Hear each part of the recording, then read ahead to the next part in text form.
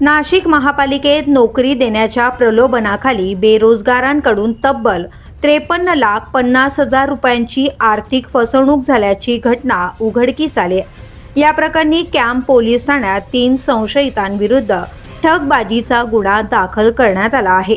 फिर्यादी रविराज महेंद्र पाटील यांच्या माहितीवरून पोलिसांनी सचिन बबनराव चिखले, कृष्णा ठाकूर आणि संदीप परब यांच्यावर गुन्हा नोंदवला आहे।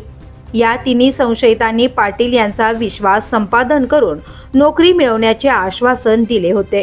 त्यांच्या भावाला क्लार्क आणि पत्नीला सहाय्यक आयुक्त पदावर नोकरी लावली जाईल असे सांगून त्यांनी पाटील यांच्याकडून 15 लाख रुपये उकळले। या त्रिकुटाने अन्य बेरोजगारांकडून देखील उत्पादन शुल्क, विक्री कर व पाटबंधारे विभागात नोकरी लावण्याचे प्रलोभन दाखवून 38,50,000 रुपये घेतले।